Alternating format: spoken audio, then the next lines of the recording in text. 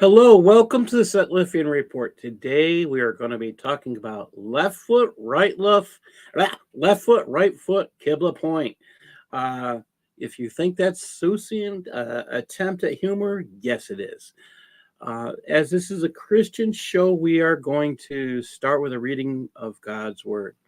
Today I'm reading from Acts 16, verses 23 to 40. And when they had laid many stripes upon them, they cast them into prison, charging the jailer to keep them safely. This is Paul and Silas we're talking about, who, having received such charge, thrust them into the inner prison and made their feet fast in the stocks.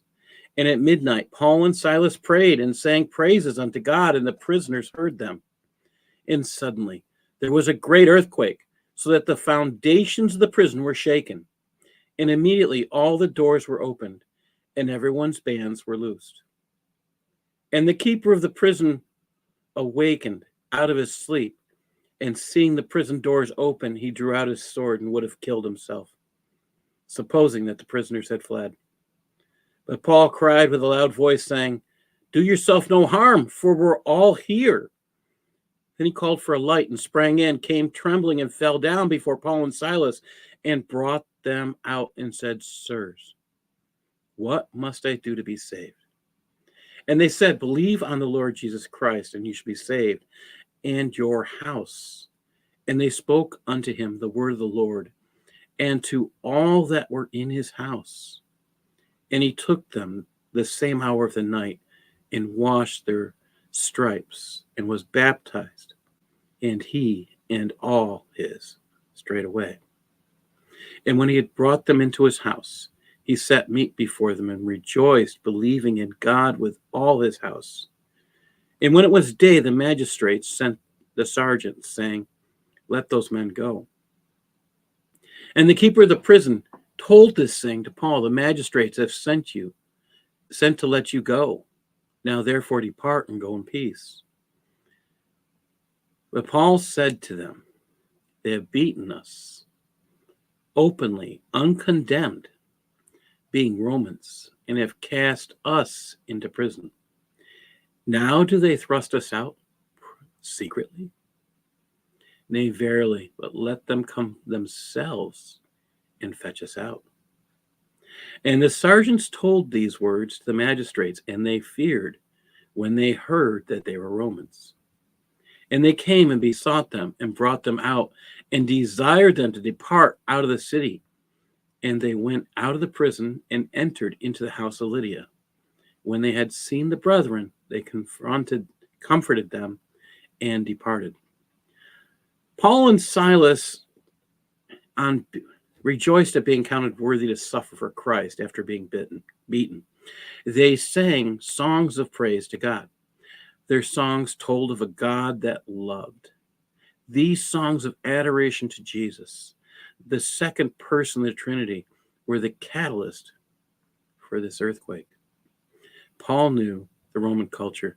He knew that the jailers would rather take their own lives than face what would come if they did not have the strength to follow through. Those who were jailed should also have known this, since this was a Roman colony. It was this knowledge and the actions of a loving God who put this all together that caused not one to leave. The end result here was those jailed, the keeper of the prison, what we would call a prison warden today, and his entire family find Christ. God puts this together for them to find the love of God that was waiting for them. Paul and Silas carried this message of hope that was able to break prison doors and set the captives free. If this message of love was this powerful, imagine what it would do to those who ran the prison. Think about it. Now, after today, this was actually my reading, by the way, for today. And after today, we're done with this part of we're done with a part of the show on Shariah. One of the stories we're going to be talking about is Hatun Tash. And you'll see why this reading is important. I read this morning and saw Jay Smith's piece today, and kind of everything kind of fit. I'm one of those who've actually met Hatun and talked with her and been with her on an evangelistic event here in Ohio. So, yeah, what we're going to be covering is personal and sad and informative. So, hopefully, I can give you some information. I'm not going to promise that I have all the answers, but I will do what I can. And with that said, let's get into this part of the show where we're talking about the strangeness of Shariah. I don't have a better way to explain this. And here we go. Just get my mouse in the right spot. Here we go. I can't believe I've done that. All right. And this may be too small, so I'm going to enlarge this today. And let's just do that. Okay. This passage starts on maximal distances between the imam and the followers.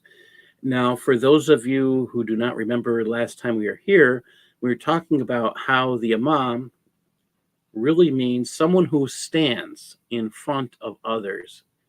And it doesn't mean a leader. You would think that that's what they're talking about. But this is just a guy who stands. It doesn't. And we talked about the qualifications, which still make me laugh. He doesn't have to know the Quran, which explains so much about people like the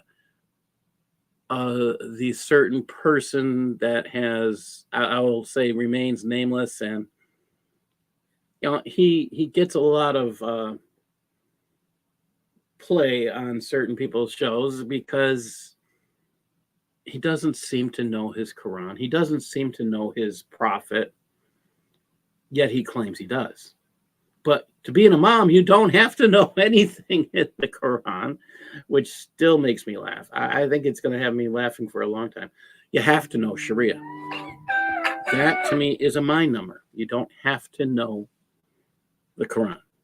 You have to be able to repeat the first surah. But as we have discussed on this show, the first surah, according to Islamic scholars, is not part of the Quran.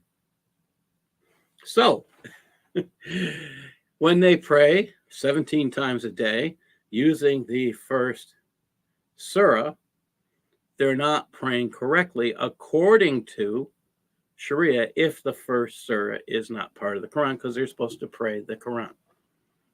So we have serious issues here. And with those things stated, hi Andrew and Elizabeth, thank you for joining us. And I just think this is getting kind of humorous. As far in as we have gone, I mean, you think about this. This is show 34. We're still in section F. And today we're going to cover a piece where I'm just going to kind of drop it and we're going to glance over a piece, and you'll understand why when we get there. These are serious problems when you have a leader who doesn't have to have knowledge of what they're doing, but they have to have knowledge of law. What does that say? All right. So to get this started, I'm going to pick on you first, Rad. Can you read? I'm going to have you read the first two paragraphs here. The first two? That's a lot of reading, dude. Okay. All right. So F1237. When the imam and the followers are not in the mosque, but are in an open expanse such as a desert or large house, their group prayer is valid as long as the distance between them does not exceed approximately 144 meters. Oh my God, you got to get out the measuring tape again? there's a lot of math to this whole Islam So, here. so A lot of I'm going to measurements. ask you, Rad, you do numbers a lot, right? I mean, Yes. 144 meters. What is about 100? Do you have a guess at how big 100 meters is? Let's see. How big is 100? How long is 100 meters? I'm just going to Google that real quick. How long is 100 meters? What are we talking about? 100 meters to feet. Let's see. We're talking about 328 feet. Okay, that's a football field. That's bigger than a football field. Wow. And I didn't even include the 44. So think about that. That's a big house. Right, keep going there. Thank you.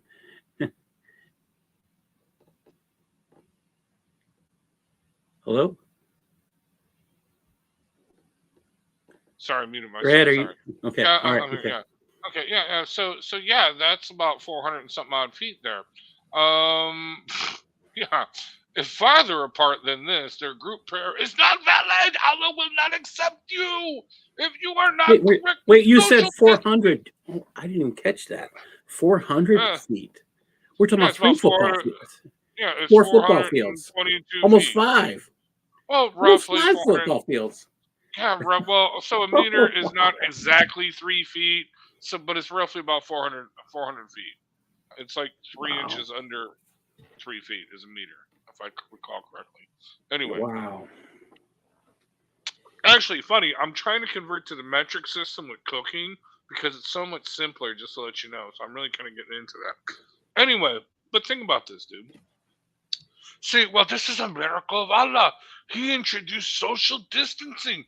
Do you not understand that the correct distance not to spread COVID in 1500 years in the future is exactly 144 meters? You see? You see?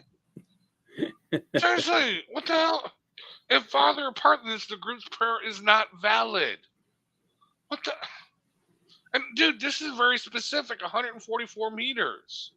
Okay? If there are rows of people behind the imam, this distance is the maximum that is valid between each row and the one in front of it, even though there are miles between the imam and the last row. Or a fire, a river. Because, yeah, that would have to be swum to reach him. Or busy street between. Really, dude? Can I ask you a question, Rad? Sure. 500 feet. Can you put miles in 500 feet? Well, miles like Oh, 500 yards. I'm sorry, 500 yards. 500 yards. Well, Let's make it that easy. No, well, 500. Well, that would be 1,500 feet. So yeah, that would be a mile. 500 yards would be a little over a mile because I believe if I'm a mile is like what 1,100 feet. I believe. Yeah. I think it's 5,000. No.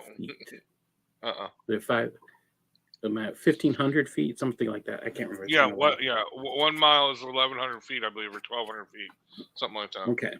Yeah. Anyway. But yeah. Miles. Yeah, I think there's some play here. All right, let's keep going. Right. Yeah, this is just gibberish here.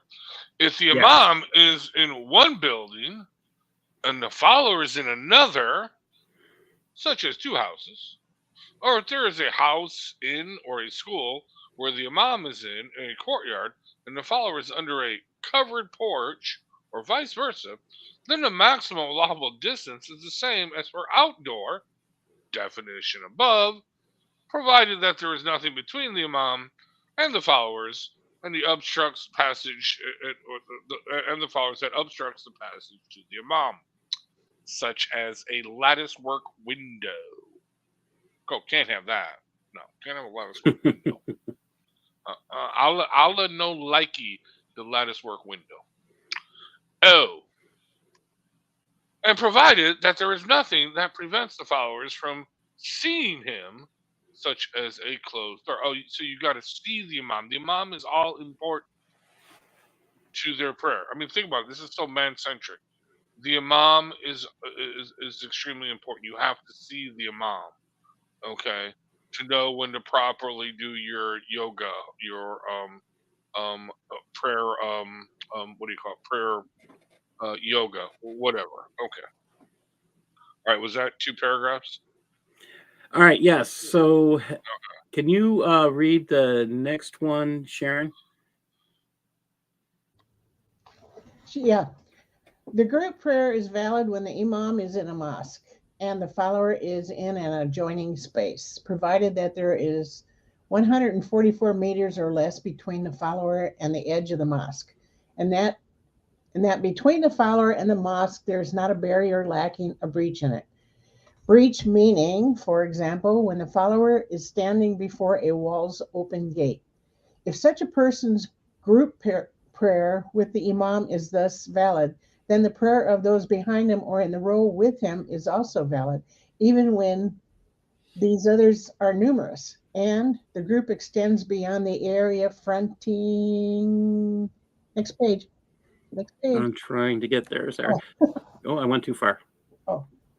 In fronting the gate. Such a person's group prayer is not valid if he turns from the gate, or if the wall of the mosque, a window, or a closed door, locked or not, lies between him and the imam. So I have a lot of questions here, and here's my biggest question: can anybody? I mean, we talk about being able to see him. Can anybody see this guy who is 144 meters, which is exactly as I'm just going to put this up here. Houston Euler put it up. It's 0.89 miles. Yes, it's 472 feet. So we have a problem here. There are no miles, so that tells you that there's some scientific problems with this passage. First of all, you can't fit miles into 0.089 miles. All right, that's hilarious. We have problems with being able to properly hear someone at that distance. This is, we're again, if we're claiming that this is all based on something, it can't. There's no scriptural references here. They would cite them. So we're having serious problems. And I like this. If you want more fun with math, read Quran and look up the description of the thrones in a circle. I like that one too. So we have problems. Poor mom. They're all important to prayer. They want people to be able to see them, but can you see somebody at 144 meters? Another problem here. While I don't have the Arabic word-for-word translation right now, I doubt if they had put into here the word meters, how old is this Arabic that they're translating? This is a problem. And I just look at that being an issue. Oh, yeah. They would have like cubits or, paces or whatever. But either way, I mean, just the mere fact that they have a distance requirement to having your prayers accepted by God. Nothing about purity, nothing about repentance, nothing about coming in communion, nothing about all the things that Christ says, okay, to have in prayer, okay, or sincerity or honesty, you know what I mean, or complete repentance. None of that. You just got to have the right distance. You know what I mean? You can't be, and there's a lot of descriptions here. Oh, you can't be behind a closed door. You can't, and I like Andrew Martin's comment here. It's a weird figure. It looks like a conversion of a more fundamental measurement. That's exactly what I'm looking at. There's something probably, okay, it's probably sales. Okay. That'll have me laughing for a while. There's something wrong in this measurement. And I think Muslims should ask questions about this. What is the purpose of Allah restricting the technical word is efficacy, the validness, the worthiness of prayer, to a measurement of distance between the guy who leads or the guy who's able to repeat the Arabic and the guys who follow. Why is that? So if you're 145 meters away, too bad for you. Yeah, what if This you were stuff should lazy? have people thinking. What if Satan was pissing in your air and you woke up late and you wanted to go repent? You run all the way and there's like, the lines are already full, so that means your prayers are not accepted. I mean, seriously, this has serious repercussions. And let's say you're outside praying. Oh, we got a problem here. If you're outside praying and you're in a place where you're going to be doing this outside, most likely you are on a road, but you're not allowed to pray on a road. Again, it's supposed to be considered offensive. So you got to start asking yourself, why do Muslims do this? All these pictures on Twitter, we see Muslims praying on the side of the road. They're being offensive to Allah. Oh, yes. Yeah, we're definitely going to have to post that. All right. Yes. Yeah, that's in there. If you look at, it's offensive to pray on a way, which is a road. So again, this is Islamic law. They are the ones that come up with it, not us. And this is just some of the humor in this. Again, yes, the praying Allah who needs help and guidance. Yes, he needs guidance because he can't get the information to us. He can't communicate very well with us. That's probably the worst truth of it all. All right. Darcy, are you able to? Okay. Yes, you're there. You're there. Okay. Can you read F13.1, please? Yeah. Times when the prayer is forbidden. The rules below apply to prayers that are wholly supererogatory, i.e., which are not performed for any particular occasion or reason, and apply to prayers performed for a reason that will occur after the prayer, such as the 2 sunnah rakas before entering the state of pilgrim sanctity. So just a second here. What word have we used for supererogatory? What does that word really mean? Who knows? Unnecessary.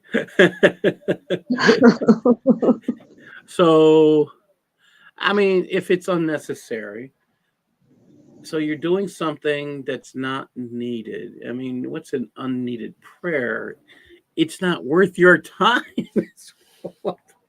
What it sounds like. It's unnecessary. Why are you doing something unnecessary? Okay, so the truth is Christians will pray, and most other faith structures will pray. Is it required? No. That's the thing that I think is fascinating. However, they're not required, but does that mean they're unnecessary? The answer is no. It doesn't mean they're unnecessary. So prayer is supposed to change things. Their concept of prayer is repetitions, that what Christ described as vain repetitions. So these unnecessary things that they do in vain repetitions, they're unnecessary. Yeah. I'm still having a laugh about legislating using Shariah to legislate what is needed and unneeded. Why would you make rules or laws about the unneeded? That's bizarre. All right, we're going to go on. Rad, can you read F13.2, please?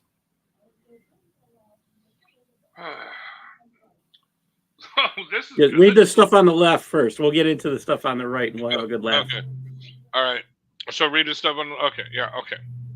The prayer is unlawful and invalid. From sunrise until the sun is a spear's length above the horizon. That means they're defining. This is the funny part. N means it's a note. They're trying to explain what they mean a spear's length. So, okay. Meaning when a distance equals the sun's diameter appears. Oh, so now we got to do geometry? We got a Euclidean geometry for prayer? We got to seriously sit there and come out with the sextant and sit there and measure the distance of the sun's diameter appears between the sun and the horizon? Are you kidding me? Okay, this gets funnier. I mean, the guy who started all this can't read. All right. If he can't read, do you think he understands the concept? Right. Well, right. The math. Yeah. Well, you see, yeah, okay. From the time the sun is at its highest point in the sky until it moves on. What the? From when the sun yellows before the sunset until after it was set. After praying the current dawn prayers, and after praying the current mid-afternoon prayers. So Allah doesn't like listening to people if they're not praying on time. He's taking his siesta during those times. He doesn't want to be woke up. Come on, dude. You know what's happening, Raven? I was gonna sleep. Not siesta time. Yeah, he does have that big, huge throne out there. He's got to put his huge butt on. I mean, I don't know if that's because he's put too much weight on. I don't know. But here's what it really says. This is the part that made me laugh. If you'll notice 13.2 and 13.3, if when you look at them, something's wrong. I mean, you'll see these huge amount of words. I picked on 13.2 and I asked Usama to help me with it. It says, it is forbidden to pray, and you cannot pray until sun is rising, until the height of the spear, when it be exactly at the same height of the spear, or until it disappear. So all this other stuff you see on the left, under the word spear, it's not there. Really? Yeah, so this is where, understanding Arabic. So I'm going to recommend people who buy this book, Reliance of the Traveler, go to their phones and pick up an app. It's normally on phones today. It's called Google Translate. And you point it at whatever you're trying to read in Arabic, and you'll get a translation. Now, I find this humorous because if I do that if I'm using that program right now and I point it at, you can use your camera, and I take a picture of F12.3, which I'm doing, and I share that. I just want to see the picture. Come on. And I just need to read it. It says it is forbidden. Okay, sorry, F13.3. It says F13.3. It does not prohibit anything that has a reason, as a funeral, a mosque greeting, and a sunnah of ablution, and he missed it. Do not perform from the rocket. Okay, so while some of that sounds like it doesn't make sense, so let's F13.3. It's permissible at the above times to offer non-obligatory prayers. Unnecessary crap. Unnecessary. And that are performed for a particular reason, such as the performed for again, we're talking about funeral prayer. Okay, so now you understand why that was such a mess. I mean, that's the stuff that bothers me. Okay.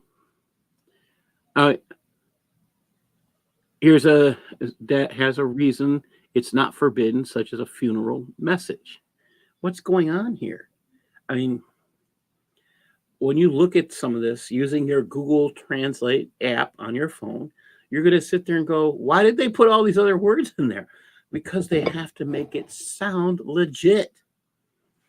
I mean, again, you can pick up your phone, point it, get that Google Translate app, And you're going to sit there, and some of these things you're just going to sit there and laugh. It's not because, yeah, here we go. Andrew Martin and Houston Euler are going to have us in tears laughing. The javelin was the weapon of choice during the Fulani Jihad. Oh, yes, it is still today. As well as during the Mahadist War in Sudan. It's still being used by certain wandering Sufi ascetics. Exactly. And Houston said a spear's length from which distance from the pool of bloody water? Oh my gosh. And here, spear length at what distance from your eye? These are all valid questions. All right. And these are, I mean, and Andrews did say this. You know, I'm sure, you know what, all those questions that are asked, I'm sure Muslims have asked that, and they broke out into fights and violence and blood was shed. You know what I mean? Well, yeah, I mean, these are important things. Hearing aids. So that's like the most annoying. So the questions here are just kind of, they're really valid questions. I mean, how long should the spear be? If you're going to measure with a spear, tell us the measurement of the spear. I mean, yeah, you're doing Euclidean geometry on this to determine when to pray, and they're not giving you the tools to do it with. No sextant, no compass, no nothing, no distance of the spear, the length of the spear. I mean, because that changes everything. But you know what? Here's the thing, dude. Islam is no. It's to this is no. How I'm at a loss for words. You know what I mean? Well, I'm really at a loss for words over this. I mean, this is just. I mean, seriously, we're going back and we're talking about that spear in F12 13.2. But if we read how slight this is, I mean, they talked in F13.3. They put a whole bunch of words there, and if you read it in Arabic, it really doesn't make sense. And that's part of the insanity we're getting at. So we're going to go on. This is why Muslims actually need to read this stuff. If you're going to read this stuff, I mean, if you want to know about, hey, you could become the imam actually reading this stuff. But do you really want to become an imam after you read this? Probably not. You might just say, okay, this is too nutty for me. Yeah. You can't say it any better, Darcy. You know it's beyond ridiculous when Rand is speechless. Oh my gosh. Yeah. Does the Arabic say that stuff about the diameter? No. All right. 13.2. It says it. That's the exact translation that I put up there on the right. The exact translation. It's forbidden to pray, and you cannot pray until sun is rising until the height of the spear. But we don't know the height of the spear. We don't know the distance of you from the spear. Wouldn't it be exactly at the same height of the spear? Again, too many unknowns, so you can't actually follow through. So this is totally, totally bad. And Andrew put up another one. Allah will surely test you through something of the game that Well, you know, only Allah knows. Well, then, yeah, if only Allah knows, he can't communicate how to follow his rules. And as we know, the Quran is clear as mud, and here we have Shariah clear as mud. Sadly, I would like it to be more clear, because then we could actually have a decent discussion on, is there validity? Is there anything making sense here? Is there any Quran or Hadith passages? And we're going to be getting into the right foot, left foot shortly, but let's look at this 13.4. Sharon, you want to read 13.4? Okay. It is not offensive to pray within the Meccan sacred precinct, harem, at any time, nor is it offensive to pray when the sun is at its zenith on Fridays, whether in the sacred precinct or elsewhere. So notice how little Arabic is there. And yet they put all that up. All right, this is where you start saying, okay, let's translate this. So what does it exactly say? It is absolutely not disliked to pray in the Mosque of Mecca, not at the equator, on Friday. Okay. When the sun is at its zenith on Fridays. I mean, come on. I mean, some of this stuff just is too much. Nor is it offensive to pray when this. Is it offensive to pray within Mecca's sacred precinct? Now, here's the thing. Mecca sacred precinct. They're talking about the Haram Mosque, the forbidden mosque. The place they all want to go pray is forbidden. I thought haram means don't go. I mean, it's a no thing. Yet, when you teach people don't do things that are haram, yet you require them to make a pilgrimage to something called haram, are you sending two messages? Absolutely. This doesn't make sense. It's not clear. And again, and this is what Andrew Martin is mentioning here in here, and we do need to talk about this. When you pray, you must. This is Matthew 6:5. When you pray, you must not be like the hypocrites, for they love to stand and pray in the synagogues and at the street corners, that they may be seen by others. Thank God. Now, this next piece. Truly, I say to you, they have received their reward. But when you pray, go into your room and shut the door and pray to your Father who is in secret, and your Father who sees you in secret will reward you. And when you pray, do not heap up empty phrases as the Gentiles do, for they think that they will be heard for their many words. Do not be like them, for your Father knows what you need before you ask him. Well, that's the truth. I mean, and our God knows these things. He sets you up. And if you actually were here at the beginning, you heard us talk about how God set up Paul and Silas for an incredible miracle, which led to, we're talking about an earthquake. No one was injured as a result.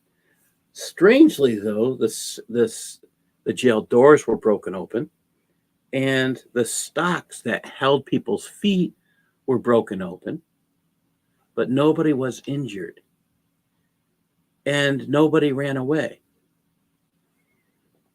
So their God is invalidating prayer if you're more than... I am going to be going through, when I'm done with this section, we're going to have a show on the many reasons Allah invalidates prayer. We'll probably have a good list, and I'll sit there and laugh about it. Why serve a God who invalidates prayer? This is something you should be thinking about if you're following Shariah and you are an imam, and that's how you got your job, because you know Shariah. Really, how important is it to you that you can advise people on reasons for them not to pray? Oh, you're praying at the wrong time. Oh, that's horrible. What, are you telling us Allah can't answer the phone? You're telling us that Allah can't... Oh, he's too busy right now. Oh, it's offensive. Our God is bigger than that. And I thank God he is. Thank you, Lord. All right, let's go on. This is some of the insanity here. So this section has to do with right foot, left foot, point to Qibla. Qibla pointing. I mean, this should make us all laugh. And I think Eric is occupied, so I'm going to have, let's see. Rad, I'm going to have you read 14.1. However, when you get to the words that seem very, very difficult to pronounce, give it your best shot, because I'll be honest, I don't think I can pronounce it correctly.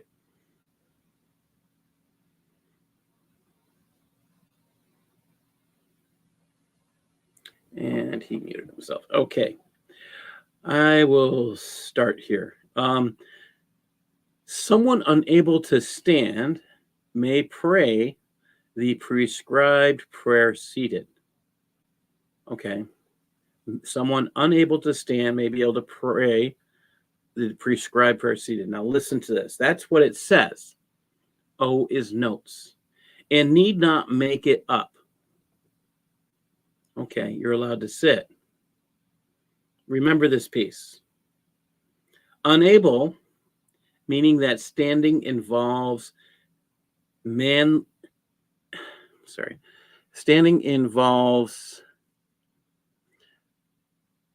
manifest hardship, and it will cause illness or the worsening of a present illness or cause vertigo, as when one is on a ship. Oh, if you stand up and you're seasick, oh, you're going to probably fall down and vomit. Really not the thing you want. But again, if you're on a ship, why are you doing this? You don't have to pray when you're traveling. We've already seen that excuse. So why would you? Vertigo. Okay. This is the other part here. Notice they mentioned on a ship. Again, there's no reason for that. This would be considered an unnecessary prayer. You're praying on a ship. Why? Because again, unnecessary. Even if it's a mandatory thing, it's unnecessary because it's already said you don't have to pray when you're traveling. Okay. All right. If you can't stand up because you get vertigo and you're on land, that's what I'm going to say. The excuse here of a ship makes no sense because they've told us over and over again, you don't have to pray when you're traveling. So that covers car sickness. Oh, you can't, that covers truck sickness. If you're hiding in the back of a truck and you don't want to get caught as an illegal immigrant, that covers a whole bunch of things. You don't have to worry about being on a train praying. You don't have to pray there. You don't have to pray on a plane. You don't have to pray on a ship. You don't have to. Oh, wait a minute. So none of these places you have to pray. So what are we talking about? Wait, there are people. Wait. What about on the space station? No. And on Mars? Well, you'd be traveling. Technically, you would never stop traveling. But what if you landed on Mars? If Elon Musk has its way, and there were Muslims, and they got to Mars. No, I bring this up. This is a serious thing. There was not during. Well, actually, I don't think prayer was brought up, but there was the first Muslim astronaut that rode on that we took him up to the space station. This was back in the early 2000s.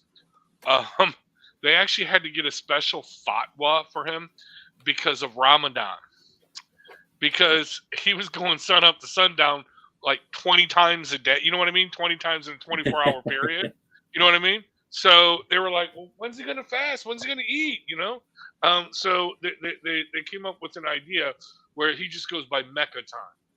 So he has to fast Mecca time. And then, when it's sundown in Mecca time, then he can eat the space food. So he can stuff his face after he skipped lunch. Right, exactly. Okay. Yeah. All right. That's kind of what it is. There is no fasting in Islam. We'll get to that eventually, but there is no fasting in Islam. Fasting has to do with 24 hours. And I'll say it, fasting is not something easy. You fast for something that's hard. Yeah, I had to do it for like 3 loved days. ones. Yeah. I got to do it again for 3 days. I'm just saying, I'm not looking forward to it. Yeah. All right. F14.2. Sharon, would you okay, did I read the second part? Yeah. Such a person may sit for prayer anyways through the Tibrash style of sitting. I'm going to show you a picture of this shortly. And listen to this. It's recommended. It's offensive in prayer to simply sit on the ground. Excuse me.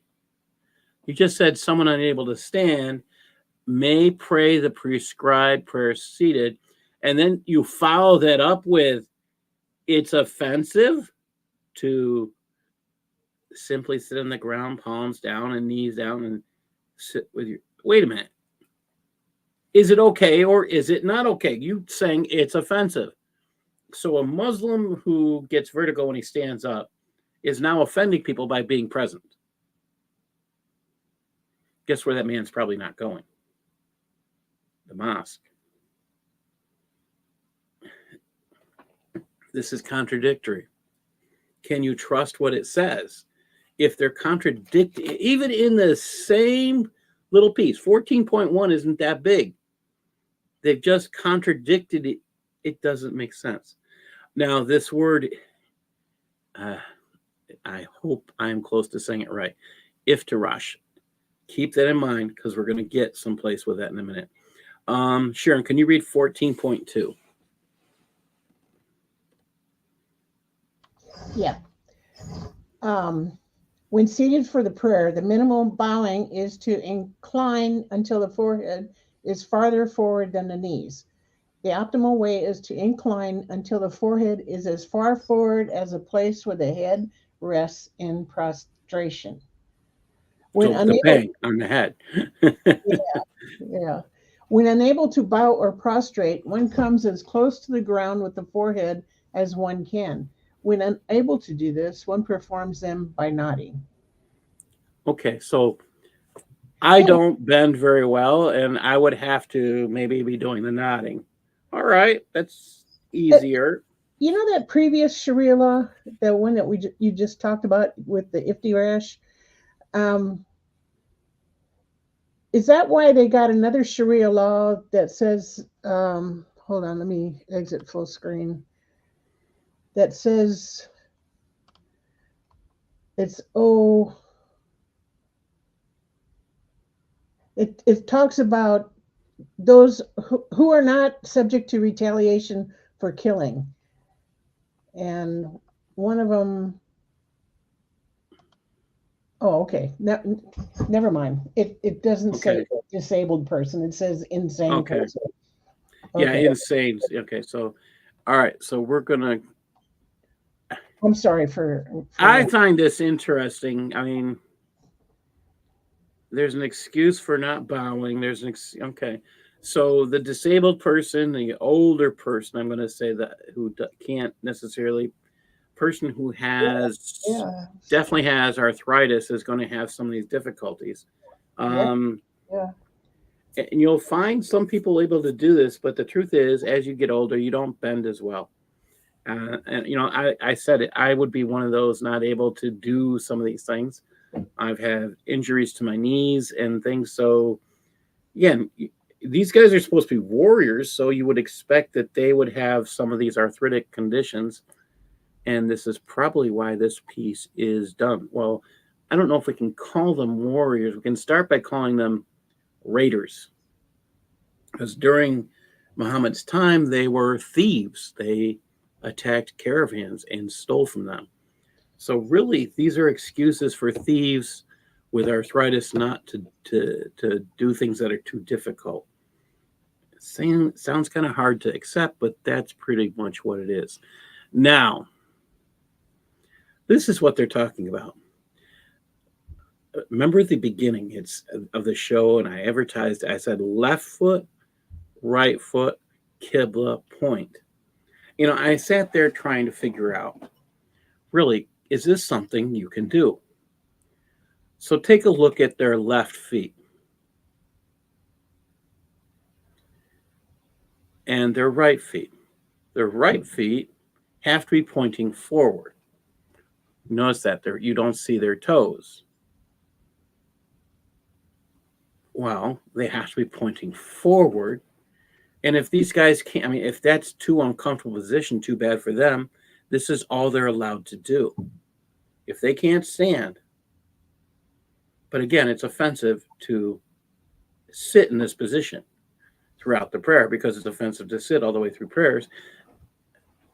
This gets too confusing. Dude, they actually, I am not making this up. There is a Muslim out there. He's the hip hop Muslim. He's in Saudi Arabia. I can get his name. Anthony Rogers used to do a bunch of videos about him. He's got that bald head. He's a skinny guy, but he's from England. He was a rapper, ex-rapper, hip hop, whatever. I know what you're talking about. Yeah. But he actually talked about he went to Lebanon. Well, no, he was flying back to Saudi Arabia, and they stopped over in Lebanon, and he got off the plane to pray, and there were some Shias or something like that where they were doing some kind of funky variation on the prayer, and he got up and corrected them, and it almost started a riot in the airport. And he tells, he's like, my mother-in-law picked me up, and she's like, no, you can't do that. You can't sit there and say that. They're crazy about this. Each one of these sects, each one of these groups, they have their own way of praying. And if you come in there and you try to tell them that's the wrong way of praying, or no, they'll go to war with you. They will literally beat the crap out of you. Because how dare you tell them, because Allah will not accept my prayers if I am not doing it the special Tai Chi Chuan way with the perfect form. Yes. People are idiots. Okay, so this gets, this is just, the truth is some of this is just kind of bizarre. And again, I looked these up because there is a quote controversy between these two positions. And I'm not going to attempt to correctly pronounce it, but it just makes you ask questions. What's really going on? When I started looking these up, I found a guy who claimed there was Islamic scriptures that back this up. Now, I'm going to see if I can do this now. I'm going to put up the document that I found. And in this, you'll notice I'm going to share the link. It's centralmosque.com. You look for fiqh, and then they have the Ta'iftar. So is it Ta'irq or Iftirash? How should men sit in prayer? Okay, so what's the correct way for men to sit in prayer? And they give all this information. This position is when a person sits with the left posterior on the ground, his right foot placed vertically with toes pointing forward. Don't say that. Towards the Qibla. And the left foot is on the side emerging from under the right foot. The funniest thing about this, when I sit here and read this, the Quran is the book without details. Why do they have details all of a sudden? Okay, let's keep going. Slightly different from this iftirash position, which is to place the left foot on its side, sitting on it, and keeping the right foot vertical while resting on the bottom of the toes, turning them towards the Qibla. Okay. And then it says, according to the Hanafis, the more superior is preferred method is that one of the iftirash positions in all sitting of the prayer. However, though it's not the preferred method, it would be permissible in light of rigorously authenticated hadiths to sit in the ta'arruq position as well. Okay. So I'm looking at this, and he starts to cite hadiths. Here's the first one. Aisha narrates that the Messenger of Allah would spread his left foot and keep the right foot on standing. All right, problem. Here's his citation. Muslim 195. According to Sunnah.com, this says, the hadith is narrated on the authority of Abu Musa, not Aisha. And it says that someone, again, they're put in, the Holy Prophet, did not say that he had no concern, but said he is not one of us. Okay. The truth here is, if you look down the bottom, it says Book 1, Hadith 195. You look just below that, it says Book 1, Hadith 195. So I said, okay, let's just check and see if that's the difference. So I went down and I looked. Okay, let's just see. Is this correct? All right. And this is Abu Hurairah, still not Aisha.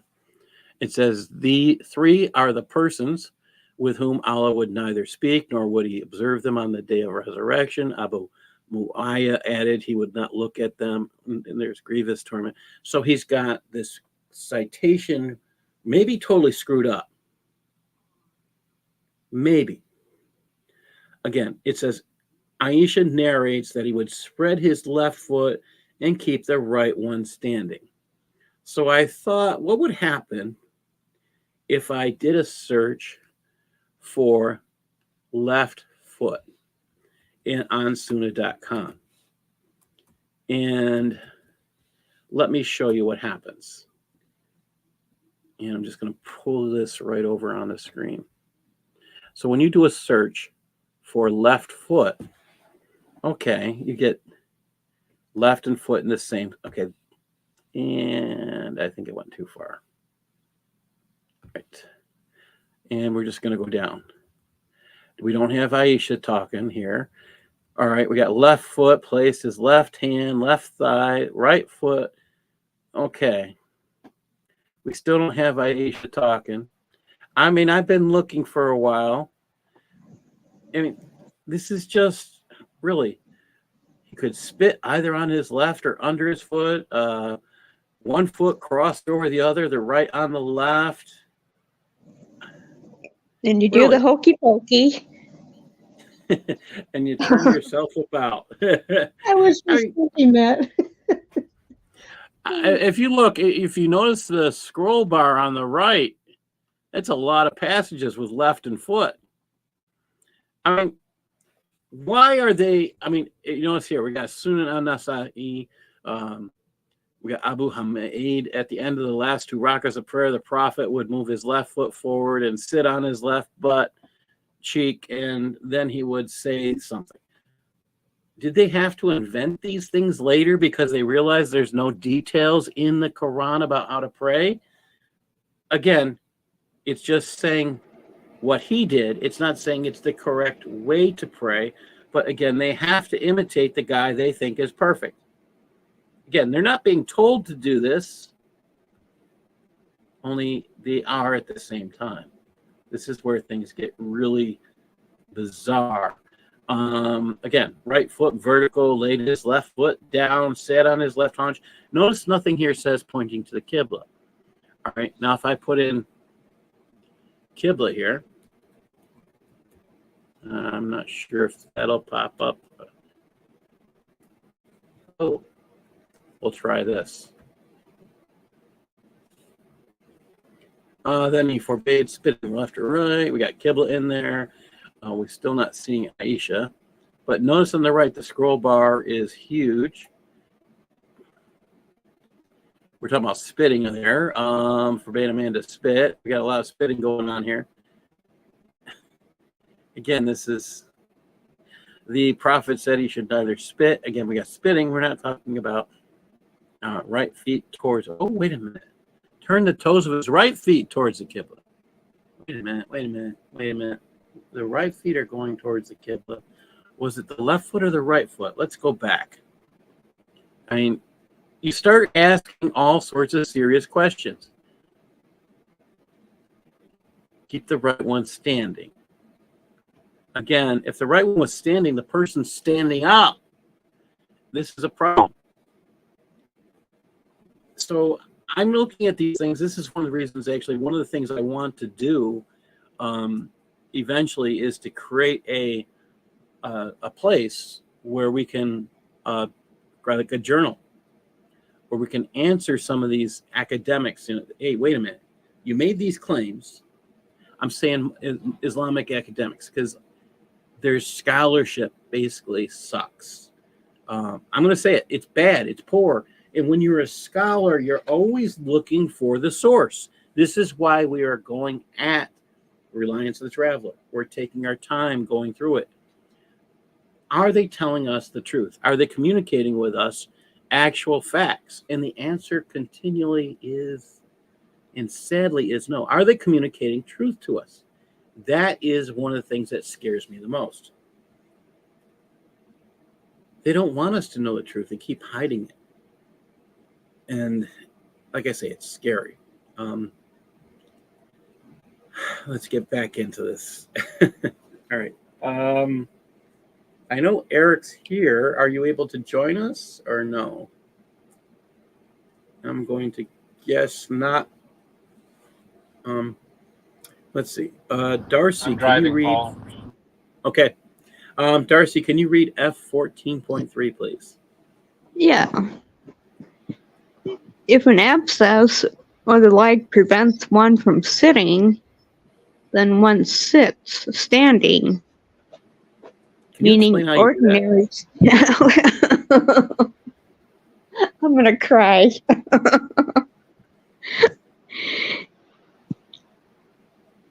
Ordinary standing with the intention of sitting. So you're crouching basically. So that one stands between prostrations and for the testification of faith. From the If you Tashahu. guys remember, we went a little farther back. It said if you're not in certain positions at certain times, your prayer is invalid. So this guy, even though they're saying you can do this, they've already said his prayers are invalid. So which one's true? The guy can do this or he can't do this?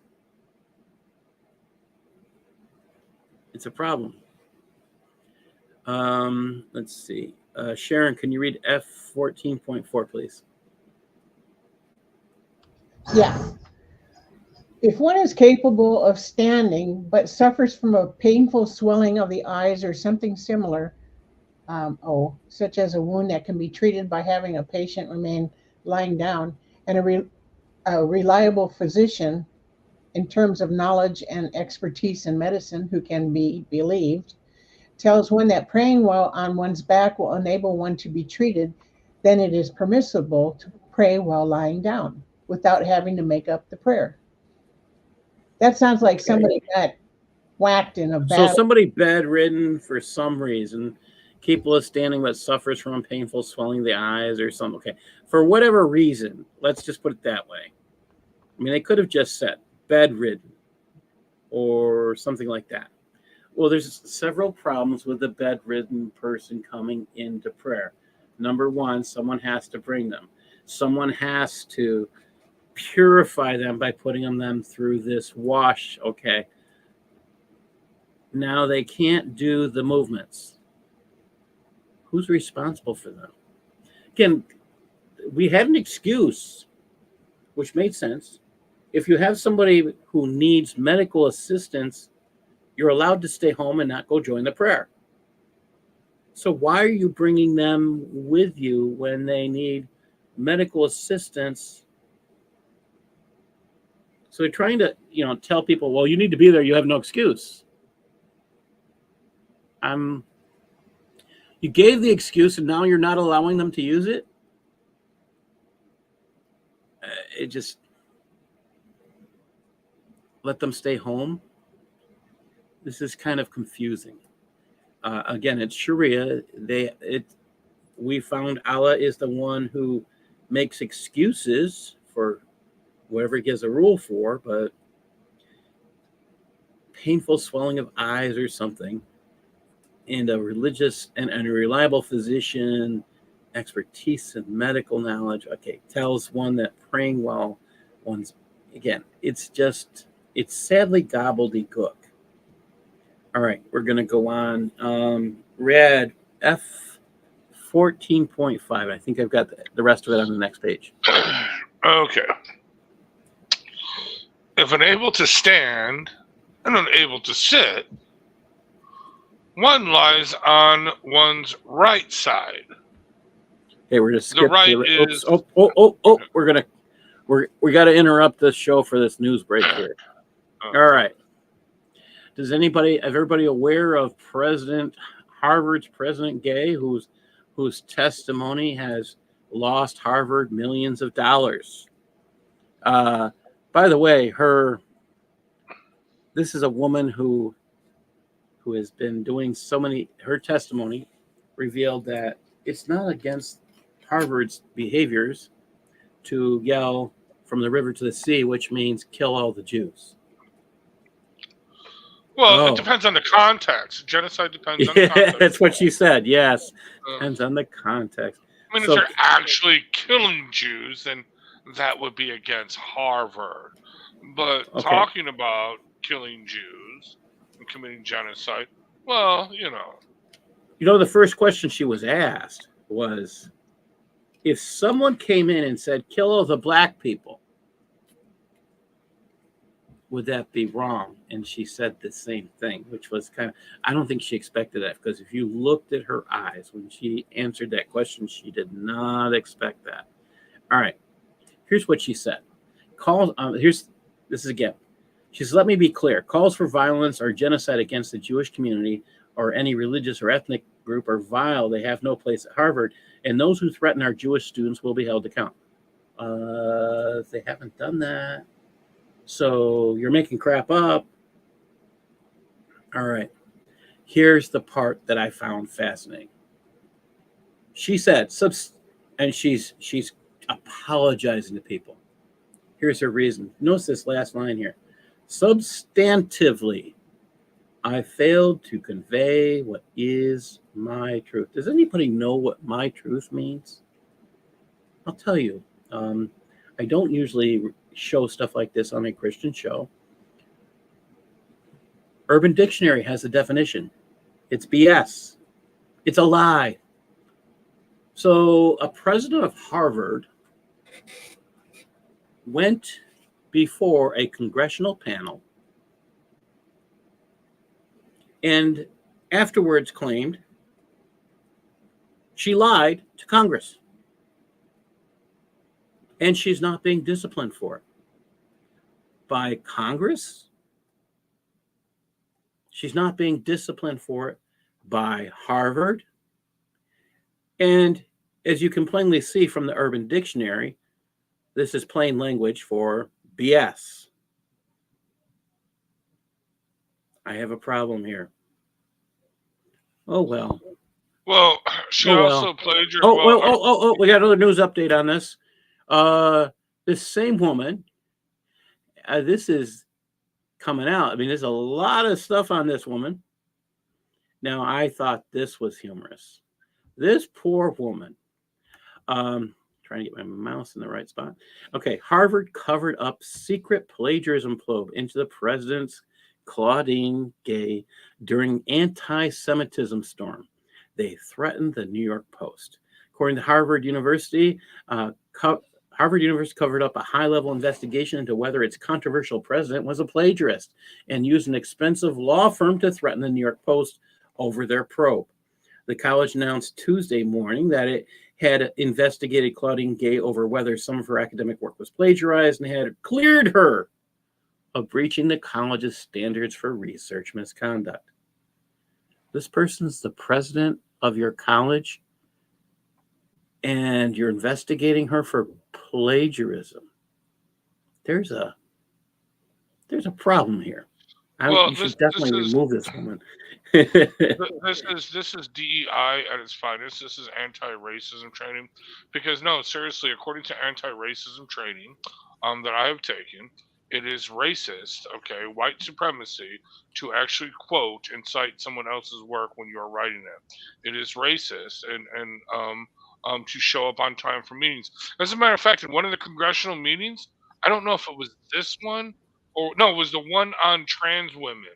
Okay, they actually had to stop the hearing because the black woman, the DEI woman, the anti-racist woman was late. She deliberately made it a point to show up late for the congressional hearing because she wanted to prove that she was not a racist. Okay, no, it is racist to actually quote and cite people's work that you are citing. It is racist, okay, to show up on time for meetings. It is racist just to do anything other than be a complete lech that this woman is. No, this woman plagiarized herself, not just once, not just twice. Oh, hold on. Let me finish this. Hold on. So this article continued. You're right. So hold on. Your part of the story is coming up. Harvard only disclosed the investigation when the university's governing body, Harvard Corporation, said it unanimously stood behind her, despite a firestorm of criticism of her, about her evidence to Congress. Oh, but there's an update to that story. And this came out today. I was just going to ask that if they were going to fire her. Oh, so this came out today, and I love this article. I like the New York Post, as you guys are seeing. I really like the New York Post. So, Oh, prominent by the way, professor. wait, Well, hold wait, on. by the Let me way, get through this. okay, all right. Let me get through this, Rad. Okay. Prominent professor whom Claudine Gay allegedly copied calls for her to be fired. So basically, let's get this right. Prominent professor Claudine Gay plagiarized someone who's calling for her removal. Again, this came out today at 3:22. So I saw this and okay.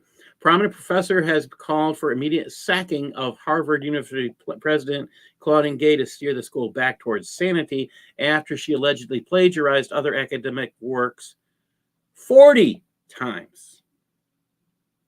Political science professor Dr. Carol Swain, formerly of the Vanderbilt University, claims Gay used sections of a book she published in 93 in an article published in 97 without crediting her. Fire Claudine Gay. Post haste, Swain posted Thursday on Twitter, which is now called X, as part of a post titled Some Free Unsolicited Advice for Harvard University.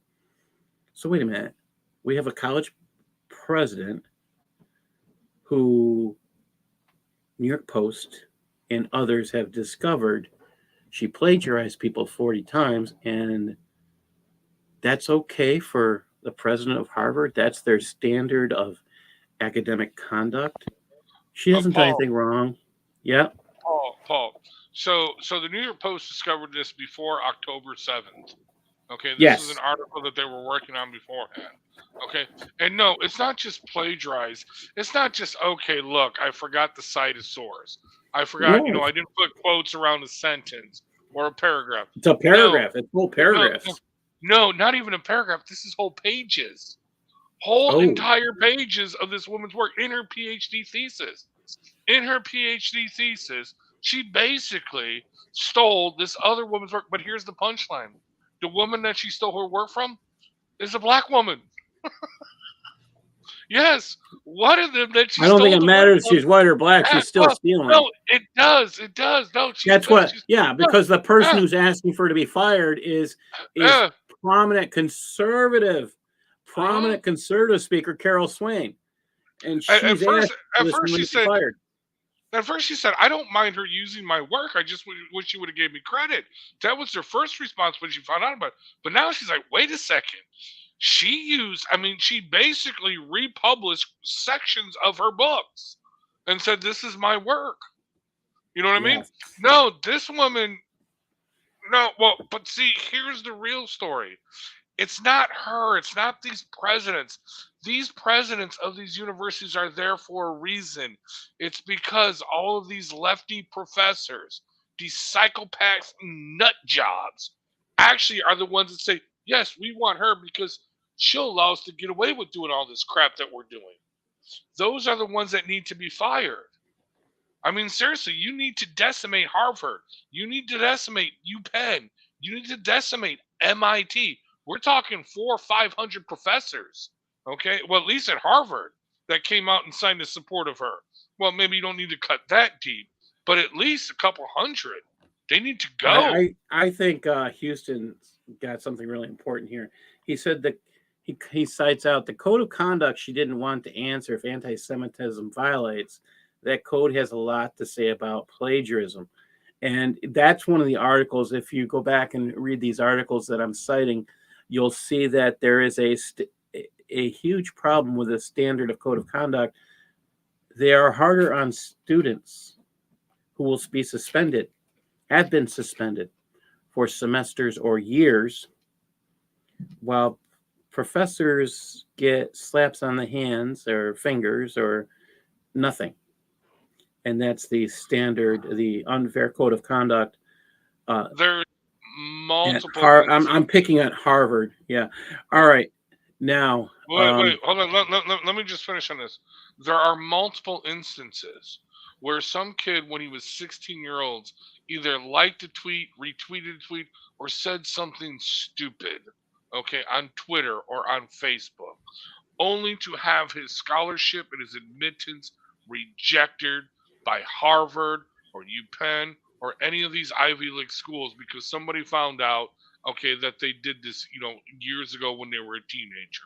Okay, actually, there are multiple cases where the dude was like in their sophomore year, or even a graduate student, where like, no, you did this when you were 12, you got to go. Okay, all right. But anyway, no, this woman's got to go, and all the professors that wrote the letters standing up for her, they've got to go too. This has to be deep. That's why DeSantis, he says he's going to cut deep. He's just going to fire people. That's it. You're done. Anyway, continue on. Let's go. All right, so this next section, I shared with those who are here that this is hard. Hatun Tash is missing. When they first said she was missing, they said she was missing for 2 weeks. At the time that was said, I knew that she'd only been missing for almost a week. And I knew that that was a big reason to pray. Even that time period was long. And Jay's going to share the truth here. It's pretty detailed. I will say this, it's hard on those who know her.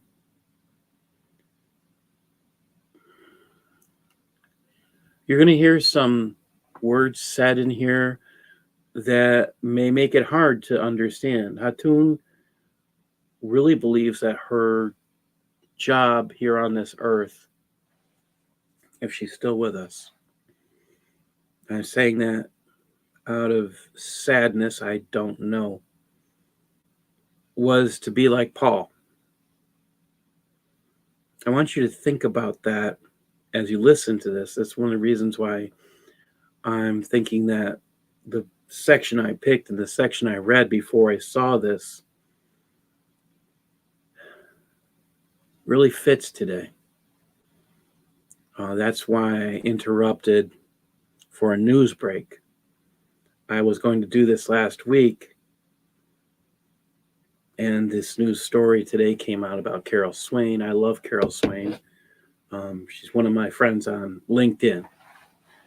So I'm going to play this video, and we'll talk about it afterwards, but I do not want to stop it during. Okay. Oh, wait, I'm sorry. Hold on. I gotta put the sound back on. Sorry, guys. All right. Let me stop sharing and put the sound back on.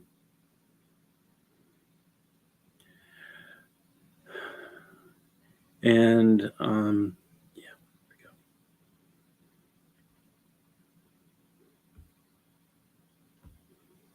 And many Muslims would like to see her just leave the scene. Some who would have even tried to kill her. There have been a number of attempts against her life.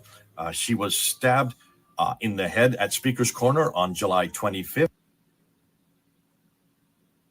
Oh, whoa, what happened here? All right. 2021, so about 2.5 years ago. It's on Fander Films. You can see it. You can see the man stabbing her. Why she wasn't killed? And now I know why I was doing that. Okay. We don't know. The police were there. They went after the man. Wait, stop. Oh, no. 2.5 years later, and he's still out somewhere, free. While Hatun has survived that attack, she was able to get up within 10 minutes and continue preaching the gospel, though she had blood streaming down all over her face. A year ago, 2022, on September 23rd, a convert to Islam, his name is Edward Little, came from Brighton on the train to come and kill Hatun with a gun. He was about to buy the gun. He had the 5,000 pounds in his knapsack when he was arrested by the police. The police knew him. They were following him, and they actually stopped him before he could do his damage. In his knapsack was the money. Also, there was a map of Speaker's Corner and a picture of Hatun. So he was on his way to kill her. He even admitted when he was being questioned at the police station. In fact, interestingly, he was just convicted last Friday, which is December the 15th. And he has been convicted now for 16 years for trying to attempt to kill Hatun. So there have been attempts. There's others that I'm not free to tell you about, or also because that's not what we're here about. We're here to ask another request, and that is, in the last month, we have lost contact with Hatun. We just don't know where she is. She has a team in London who have not been able to make any contact with her. The last time she was seen by anybody on her team was on November the 19th, after Speaker's Corner on that Sunday, as they saw her off on the train as she went home. On the 20th, Monday, the 20th of November, she did have a phone call. So we do know that she was alive and well on that day. And since then, we really don't know what has happened. Now, there have been some emails that have been sent purportedly by her, but they are her email, which is a generic email that's used by the team. And they supposedly are written by her to 3 different individuals, all 3 of whom, except for one, really don't really know her that well. And that's odd. What she says is just very generic, that no one can take me out of the Lord's hand, and that I am safe, and just don't worry about it, and I'll tell you in a few weeks. Well, that was way back on December the 3rd and December the 4th. And she hasn't at all said anything in the next, more than that, she has not contacted her own team, which she always does, is always in touch with her team. And that concerns us. Those of us who love her, those of us who have worked with her, she has been our colleague. For my case, I've known her for over 10 years. She used to be on the ladder with me there at Speaker's Corner every Sunday. She took over my ministry when I left in 2017. So that's over 6 years ago. But since those emails have come, and one just came about 2 days ago, again, a generic email, and those on her team do not consider it to be authentic. They think that these are inauthentic. What has concerned us is this: there have been 3 different missing person investigations that have been logged by the police in Britain. 3 times, people on her team have logged these missing person investigations, and all 3 times, the response has been from the police is that this woman has no address, which is true. She doesn't have an address because of the dangers of her and the fact that she cannot get an address because of her past and because of who she is and what she does. And so the police have just shut down and closed down every one of those 3 investigations. So we need your help, because we would like these investigations to be reopened, because if anybody can find her, the police are the ones who can do that. They have the means to do that. They have the ability. We don't. And what's more important, we're not even sure if she is purposely trying to stay away. Maybe there is something that's come up that she needs to do. Maybe for medical reasons, she is no longer in the public sphere. Maybe she is overseas. We don't know. But always, whenever anything like this comes up, she always tells her team. This has not been the case this time, and that's why we're putting it out to you and putting it out I'm sorry. public. We want people to know that we are concerned, and we would like to get in touch with Hatun. So this is what you can do. If you are living in the UK, write your MP. Tell them that you want the police to reopen the case, to look and find Hatun so that we know she's safe. If you're overseas, write to the British Embassy and ask the same thing. Let's get this up and going. Let's find Hatun, and let's find out if she is safe. Now, saying that, let me just say something about Hatun, and I know probably Hatun, if she even hears me saying this, she'll probably get very angry, because Hatun is rather unique. She is not like anybody I've ever met, and having worked with her for these years, she doesn't walk by the same drumbeat that the rest of us walk. She sees herself like Paul in the 1st century. She is a Pauline of the 21st century and models what she does much like him. Remember, when Paul was there in the 1st century, he would go to Laodicea, Cappadocia, Berea, there in Ephesus. Every city he went to, he would go right into the synagogue, and he would confront the synagogue leaders with what they had done to Jesus Christ. Hatun sees her job as much the same way. She goes from mosque to mosque to mosque without being invited, and she confronts the imams with their Quran, and also with the errors that she has found right through their scriptures. And that's, of course, she gets the same type of reaction that Paul got. And sometimes she has been beaten up. Other times she has been thrown out of mosques. She's been, I think, in over 400 mosques all by herself. But in a 3-year period of doing this, she brought 1,000 Muslims to Jesus Christ using this kind of methodology, a methodology that I wouldn't use, that probably none of you would use or would be able to or capable of doing so. 17 imams have become Christians because of her and because of the work that she is doing and because of the provocative nature of the type of ministry she has. So I understand why the Muslims are upset. I understand why they would like to shut her down. And maybe that could be the case. But as a fellow brother in Christ and as one who is one of her colleagues and have been working with her for the last 10 years, I do know that Hatun would not be at all worried about what's happening to her. And she would probably, if she does come out of the and into the public sphere again, she'll probably have an awful lot of things to say against me and putting up this video. And probably she would say this: listen, I'm doing the Lord's work. This is the kind of work I always do. You know that Paul was beat up. Paul was thrown into prison twice. He was almost stoned to death. He caused a riot in Ephesus, and they finally killed him in Rome. And you know, she says this to me all the time. In Matthew 10, it's very clear that those who go in the name of Jesus Christ, commissioning the 12 disciples, what did Jesus say in that commission? He says, I'm sending you out as lamb before wolves. You're going to be hated for my case. Listen, Hatun has been hated. You're going to be persecuted for my case. Yeah, listen, Hatun has been persecuted. Jesus said to the 12 disciples, you're going to be jailed for my name. Hatun has now been jailed 4 times, falsely jailed by the police just there, Metropolitan Police there in London alone. And then it says you're going to be flogged. How many times has Hatun been flogged? She's come into the workshop when I'm there with a broken foot, with broken ribs, and even almost a broken neck, all done by Muslims who confronted her because of what the work that she is doing. So she's certainly been flogged and jailed for Jesus' name. And then number 5, what it says there in Matthew 10, you will be killed for my name. That's the commissioning of the 12 disciples in the first century. Hatun reminds me all the time. Every one of the disciples was hated. They were all persecuted. They were all thrown in jail. Every one of them was certainly flogged, and all of them, except for John, were killed.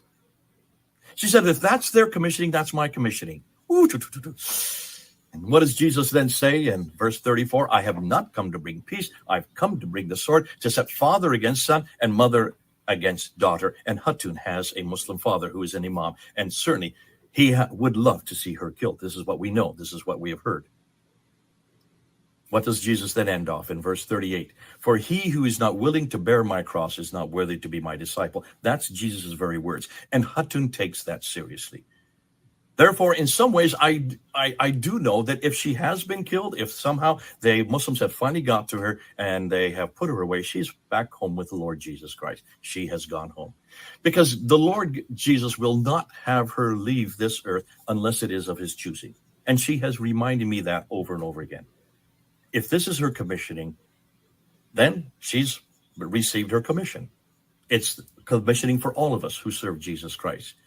It doesn't matter what type of venue. It doesn't matter with what kind of people. We should all be willing to be hated. We should all be willing to be persecuted. We should all be willing to be jailed, flogged, and yes, even killed if need be. And if this is the case for Hatun, then we know that she is home. She has gone home, and she is with our Lord Jesus Christ.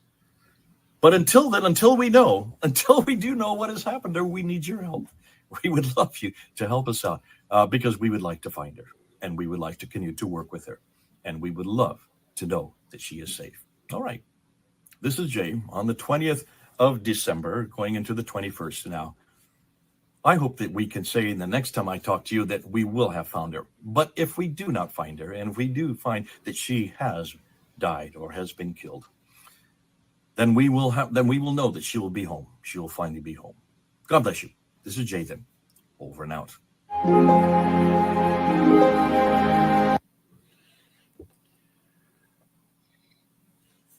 Real quick, Paul. I was only trying to interrupt you because there's 2 versions of the video. There's the first one that was posted, which is cut out. That's what I thought you were getting to. I thought, you were playing the first version. Yeah. This video tells a lot about Hatun. She's not your average person. It does speak to her pretty much living on the streets. Part of her living arrangements are because in Britain, if you have threats against you, you cannot find a place to reside within. People don't feel safe because They have been trying to kill her. Yes, Hatun has been stabbed multiple times. I'm unsure. I think it's 4 or 5 times. As you heard, they have purchased gun. They were purchasing guns. Edward Little case came up, and I asked Usama if he thought that case was why she had disappeared, and Jay and him basically said the same thing. She was supposed to be in court for that, and she did not show. Say that one more time, Paul. She was supposed to be in court for that case. Which and case? she did not show. For the Edward Little case, where he was given 16 years. And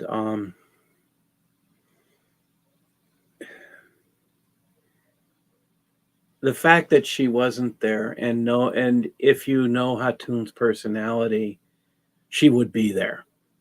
She wouldn't have missed it. And Well, if you know that right Hatun, there- you know she would have wanted to share Christ even with that man.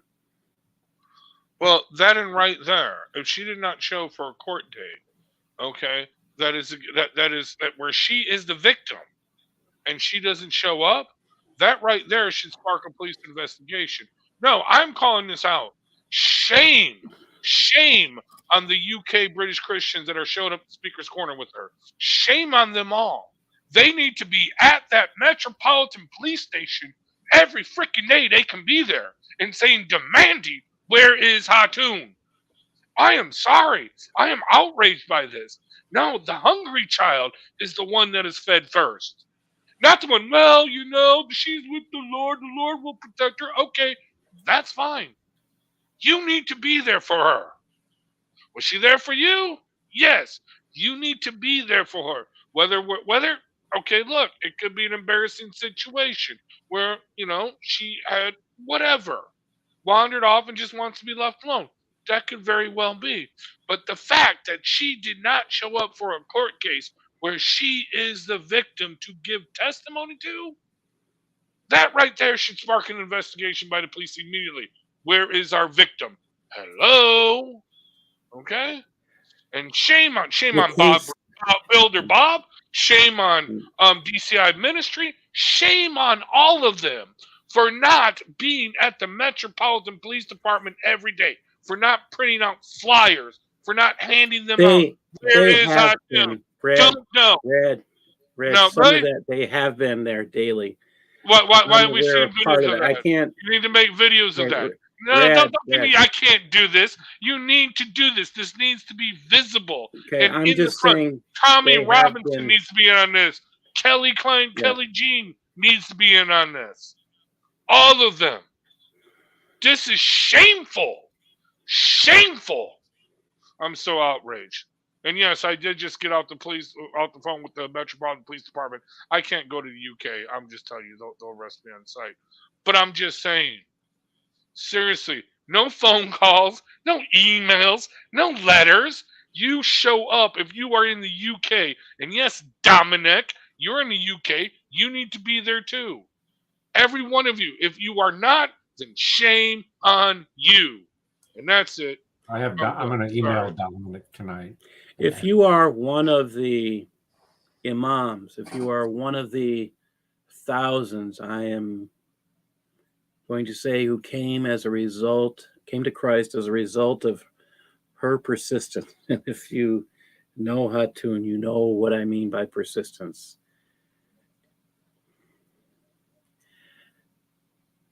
If you know Hatun, we're asking, if you live in the UK, please contact the police headquarters in your area and ask them. I'm not saying Metro UK. I'm not saying that for a reason. I am saying contact the police in the UK. I am not saying a specific location. Why? Because the pressure needs to come from various different areas. While Jay was giving a specific location, call your member of parliament if you live in the UK. Now I'm going to have you put it someplace else. This video is available on YouTube. Go look it up. It's on DCCI. And share it. Post it on Twitter. Post it everywhere you think of that can be seen. How dare we be silent? I agree with Rad. Amen. No, I've met it's just her. I've met her, and it hurts to know that she's missing. I know there are many people who know her far better than me. Sama Dakdak, Jay Smith. They're confused as well as sad, and there's reasons for the confusion. That's part of the truth of this. Hatun has in the past gone off the grid a couple times, so there was some confusion. Is if this was something going off the grid again. So, do we have any idea how long ago that was, Paul? The last time this happened? I actually have not pursued that part, but there have been times she just goes off the grid, and I don't believe this is the hard part. Yes, she's gone off the grid. Yes, she has communicated in some manner before when she's gone off the grid.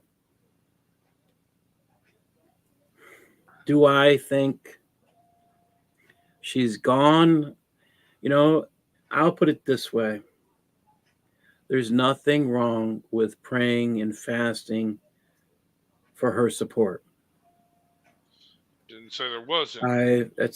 I'm going to Faith say without- that faith without if deeds, God, faith without deeds, you need action, and this is action So- now. This isn't. yeah. I'm sorry. I'm just really Okay. angry. Yeah, faith. Let me put it this way to you: is if while you're fasting and praying, God gives you an answer, share it.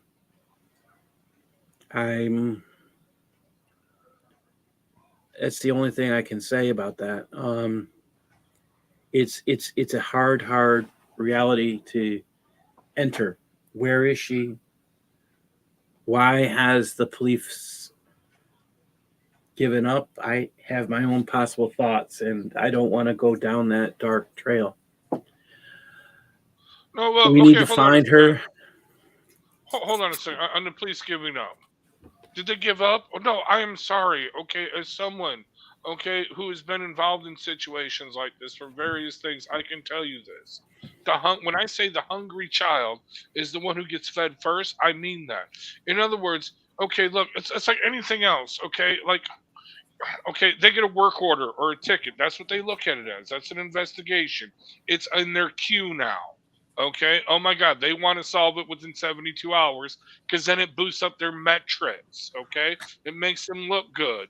And then if it's not solved in 72 hours, what are you going to do with it? It gets pushed down on the bottom of the pile. Now here's the thing: when did they report her missing? Was it within a 72-hour period? Probably not, from what it sounds like. But either way, somebody reported her missing, and the police are like, okay, this is a homeless person. We haven't gotten any calls from these people. Nobody showed up in a couple of days.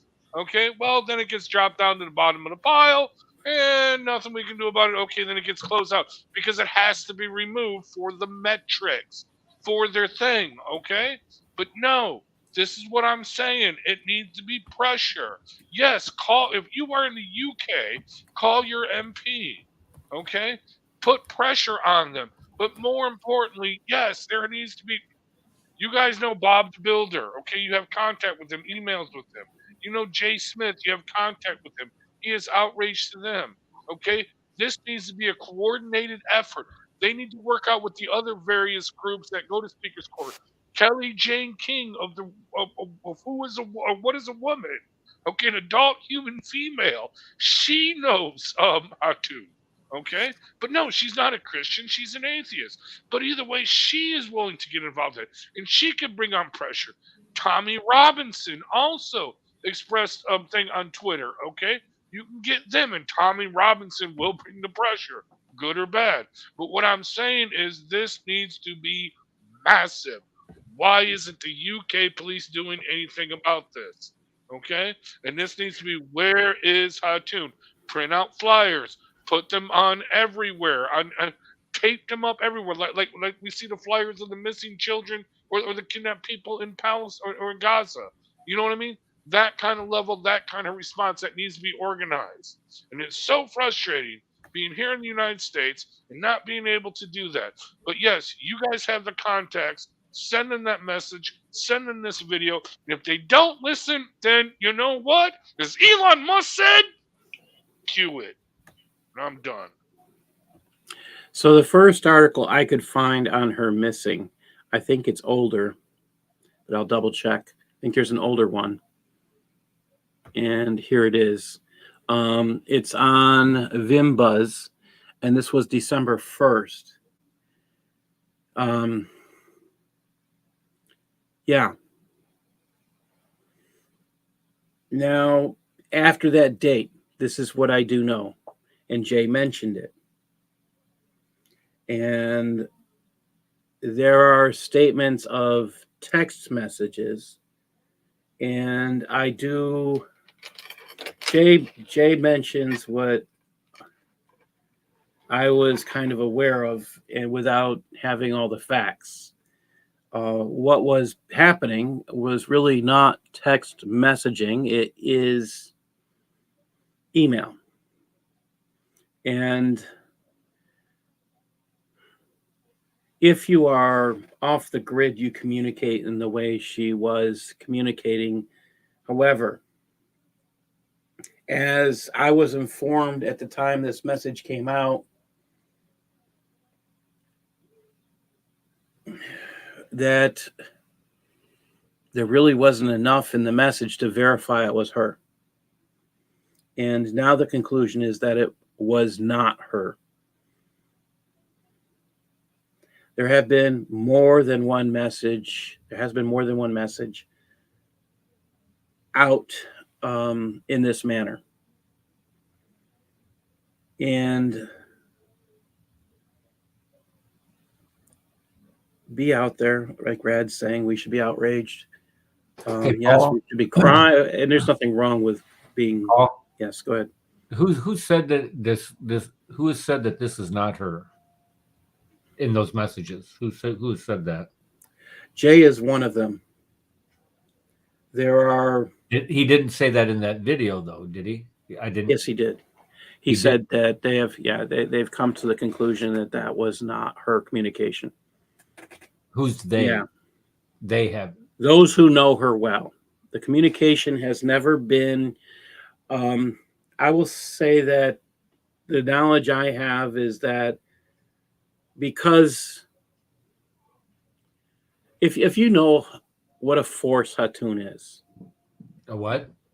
what a force she is when she's there in person or she's talking with you, it's not a passive type conversation, even when you're just talking with her. She's a force.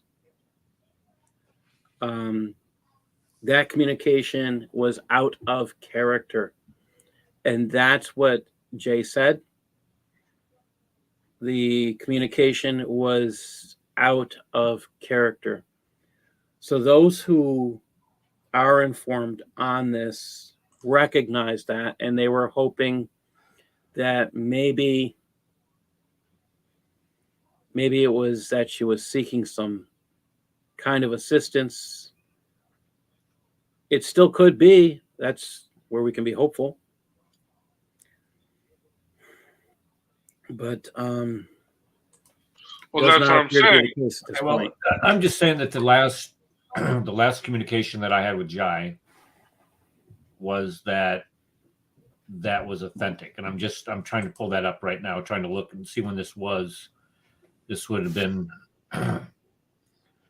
December 3rd, Okay, so that has been a couple of weeks where he said that this he had sent me that message that was sent to Kay from Hatun, and all right, well, maybe there's, they obviously know something more than what we do. Well, actually, if you listen to Jay's video, he says that 3 of the people that she emailed do not know her as well as he does, as well as others. He said something to that effect, where that's where he's saying that, no, I know her cadence, I know her response. This was not her. Okay? But either way, that's neither here nor there. The point of this, again, this may be that she just kind of wandered off, or maybe she got psychiatric counseling. I don't know. This could, or just she just wants to be left alone and she took a vacation abroad or whatever. That could very well be. And it's kind of an embarrassing situation. But either way, no.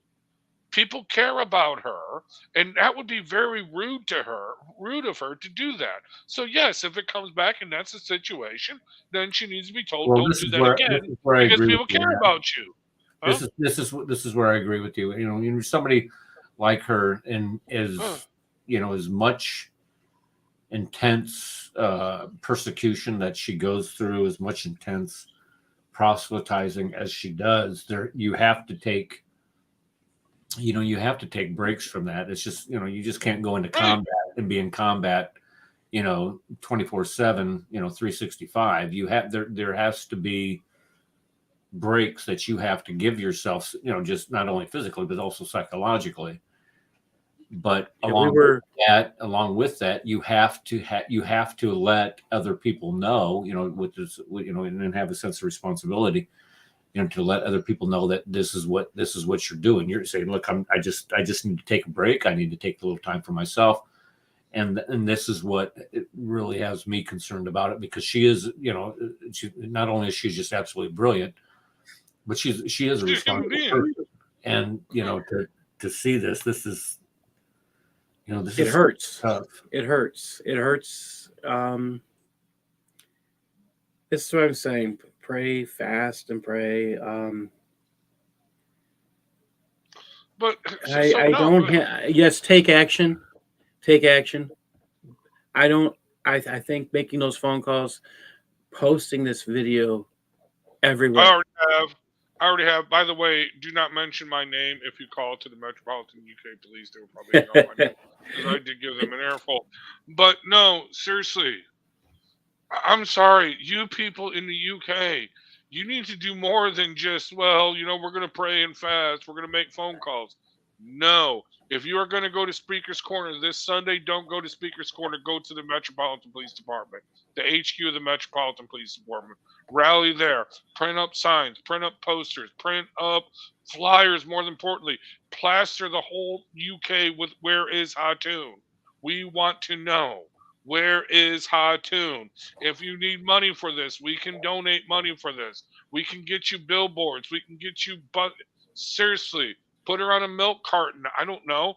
Get the media involved. We can. If you get Tommy Robinson involved, you will get the media involved. It really is not that difficult, but you got to do it in the UK.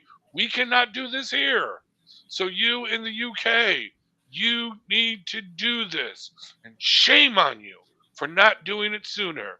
The first 72 hours of someone missing is the most crucial piece of time, according to all the criminal things that I watch, because I look for mistakes. Anyway, they didn't know, Rad. That's the thing. People didn't know, and we still do not know. Well, we do know she's missing. Okay. Yes, and this is part of the question, and as Eric's saying, this is why I'm saying praying fast. For everybody who's not in the UK, and for those who are, praying fast, because we don't have the answers that say she's actually missing versus taking a sabbatical. We don't have that information. We don't have that information. So yes, could she be doing that? Yes. Do we have great appreciation of her? Yes. I wish I had answers. I don't. So that's my best advice. As Rad said, we cannot do anything here in the States. The only thing we can do is share.